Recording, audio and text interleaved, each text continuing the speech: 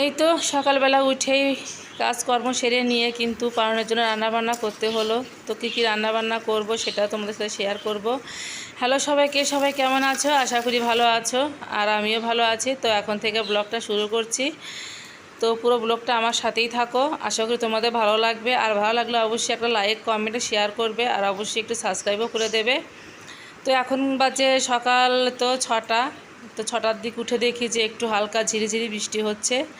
তো যাই হোক, বৃষ্টিটা বেশিক্ষণ হয়নি, অল্প সময় হয়েই বন্ধ হয়ে গেছে। তো আমি সকল কাজকর্ম সেরে নিয়ে, যেহেতু আজকে পারণ একাদশীর পরের দিন, তো রান্নাবান্নার জন্য সব গুছিয়ে নিলাম। তো রান্না করব মাছের ডাল, চাল কুমড়ো দিয়ে, আর একটু কাঁঠালের আঁটি দিব, আর এখানে পটল কেটে নিয়েছি।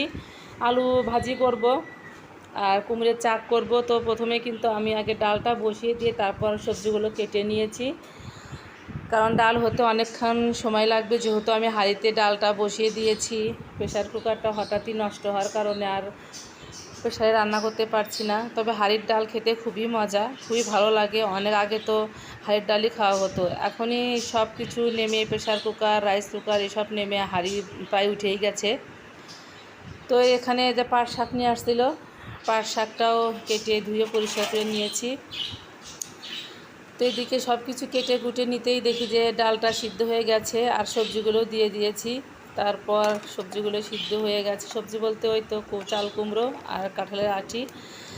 তো ডালটা নামিয়ে নিয়ে কড়াইয়ে তেল দিয়ে দিলাম। তো প্রথমে ভাবলাম যে আলুগুলো ভাজি করে নেই, একে একে সবগুলো ভাজি করে তারপর ডালটা সম্বার দেব। কেননা ডালটা পরে সম্বার দিলে দেখা যায় যে হয়তো ভাজি ভুড়ি করে তেল থাকে, তাহলে আর তেলটা নষ্ট হয় না। তো সরিষার তেলে যেহেতু রান্না করি, আর দেখো অনেক ফেনা উঠে গেছে। এদিকে আমার আলুগুলো ভাজা হয়ে গেল। আর আজকে আমার মনটাও খুব একটা ভালো নেই, মানে মনের মধ্যে একটু অশান্তি লাগলে কিন্তু কিছুই ভালো লাগে না। রান্না বান্না বলো, কাজকর্ম বলো, কারো কথা বলো, বা নিজেরও একসময় কথা বলতেও ইচ্ছে করে না। তারপরেও কাজকর্ম তো করতেই হবে, করতে হচ্ছে, রান্নাবান্না করতে হচ্ছে। আসলে সংসার এমন একটা জায়গা যেখান থেকে আমরা সুখ দুঃখ, হাসি কান্না সব কিছুই হজম করতে হয়। আর আমরা মেয়েরা সবসময় এটাই করে থাকি, যতই মনে কষ্ট থাকুক না কেন, তারপরেও দেখা যায় যে এই পর মানুষগুলোকে আপন করে নিয়ে তাদের জন্যই কিন্তু আবার রান্নাবান্না কাজকর্ম করতে হয়। আসলে সংসারে অশান্তির জন্য কিন্তু বেশি লোকের প্রয়োজন হয় না। যদি একটা অশান্তির বীজ থাকে, তাহলে সেটা থেকে কিন্তু এই অশান্তির সৃষ্টিপাত হয়। আর এই ধরনের মানুষগুলো কখনই পাল্টায় না, তাদের সারা জীবনে একই রকম থেকে যায়। একটা মেয়েকে একটা সংসার করতে গেলে কত পরিস্থিতির সম্মুখীন হতে হয়, যে সম্মুখীন হয় শুধু সেই বোঝে। আসলে সবার কপালে তো আর সেরকম হয় না, কিন্তু কিছু কিছু মেয়ের কপালে এমন একটা সংসার বা এমন পরিস্থিতির মুখে পড়তে হয়, সেটা না যায় বলা, না যায় সওয়া, কিন্তু তারপরেও কিন্তু সংসারটাকেই মানিয়ে গুছিয়ে নিয়ে করতে হয়। এটা হয়তো আমাদের মেয়েদের নিয়তি। আর এদিক থেকে আমরা মেয়েরা কিন্তু বড় অসহায়।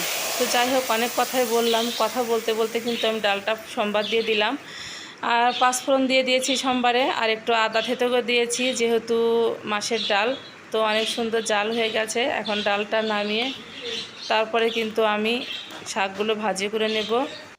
আর ডাল খেতে কিন্তু খুবই মজা হয়েছিল, যেহেতু অনেক দিন পর হাঁড়ির ডাল। আর এখন মাঝে মধ্যে অবশ্য খাওয়াই হচ্ছে, মানে প্রেশার কুকারটা একটু নষ্ট হওয়ার কারণে। তো যাই হোক, ডাল নামিয়ে নিয়েছি, এখন একটু শাকটা ভাজি করে নেব। আর আজকে শাকটা খুব একটা ভালো ছিল না, তো আমার কাছে একটু তিতো তিতো লেগেছে। তো যাই হোক, অমনি খেয়ে নিয়েছি, নষ্ট যেহেতু করতে ইচ্ছে করে না কোনো কিছুই।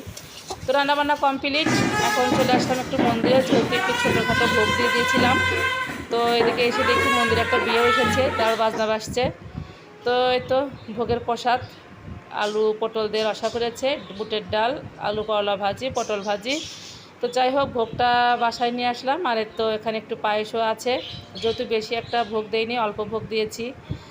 তো এদিকে বিকেলবেলা দেখো তালশাঁস নিয়ে আসছে, আজকেই প্রথম তালশাঁস নিয়ে আসছে। আর আমি তালশাঁস মোটামুটি বেশ পছন্দ করি। তো আজকের মতো এখানেই বিদায় নিচ্ছি, সবাই ভালো থেকো, সুস্থ থেকো, টাটা।